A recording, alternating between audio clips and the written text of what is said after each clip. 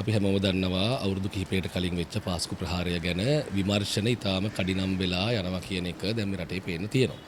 එතකොට ඒක කරන්නේ අපි නෙමෙයි. ඒක කරන්නේ විමර්ශනය කරන නිලධාරීන්. ඒ ආයතන ආණ්ඩුවකදී අපි මුලින් කිව්වා වගේම අපි කරේ මේ ආයතන බලාත්මක කරලා ඒවට කරපු දේශපාලන බලපෑම නවත්තලා පරීක්ෂණ සාධාරණව කරන්න දක්ෂ විමර්ශන නිලධාරීන්ට ඉඩ සැලසපු එක.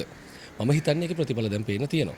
ඉතින් එහෙම වෙලාවක පුද්ගලිකව മന്ത്രി කෙනෙක් විදිහට මට අදහසක් නැහැ මේ මොකද්ද දීලා තියෙන සාක්ෂි මොකද්ද ඊළඟට වෙන්න යන්නේ කියලා. හැබැයි අනික් පැත්තට මාවත් අරංගුවට ගන්න එපා කියලා ගෝඨාභය රාජපක්ෂ මහත්තයා ගිහිල්ලා මේ උසාවියෙන් ඉල්ලනකොට ඒක තුලින්ම මං හිතන්නේ අපිට සැකයක් ජනිත කරනවා. ඒ කියන්නේ අපි දන්නේ නැතුනට ඒගොල්ලෝ දන්නව ඇතිනේ. මොකද ඒගොල්ලන්ගේ ගෝලියෝ මීට කලිනුත් පිළිවෙලක් කිව්වා මට මතකයි සමහරවිට මෙයා ගන්න යන්නේ කියලා.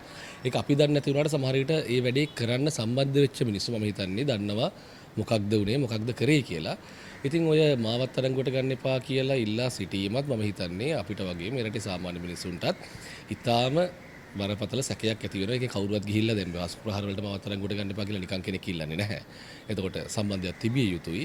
ඉතින් අපි හිතනවා පරීක්ෂණ දෙකේ ඉදරව්වේ. ඉතින් ඔවුන් විසින්ම ඔවුන්ගේ මේකට සම්බන්ධතාවය ගැන ප්‍රකාශ කරනවා එකත් අපිට තේරෙන්නේ. අර කිව්වා වගේම හොරාට කලින් කෙහෙල් කන වට පගිනවා කියලා ගම්වල කියන අවස්ථාවට ඊටාම දර්ශීය උදාහරණයක් තමයි මේක. ඒ කියන්නේ සම්පූර්ණ රජ විදිහට මේ මොන දැන් මේ දිගටම මේ පාස්කෝකා විමර්ශන වලට බාධා එල්ලනෝනේ. රජයේ විදිහට ධෛර්ය සම්පන්න මේකට මොහොත දෙනවද? රජයේ විදිහට සියලු සහයෝගය දෙනවද මේ ආරක්ෂක අංශවලට? අනිවාර්යයෙන් මේ කියන්නේ මේ ආණ්ඩුවපත් කරේකටනේ. මේ ආණ්ඩුවපත් කර ප්‍රධාන හේතුවක් තමයි මේ රටේ නීතිය හරියට නීති විධානය ස්ථාපිත කිරීම.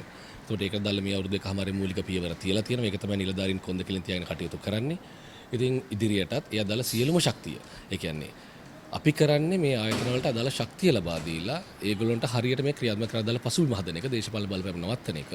ඉතින් මෙතෙක් කරා වගේම ඕනෑම කාරණයකදී රජය වෙනුවෙන් පෙනී ඉන්නේ.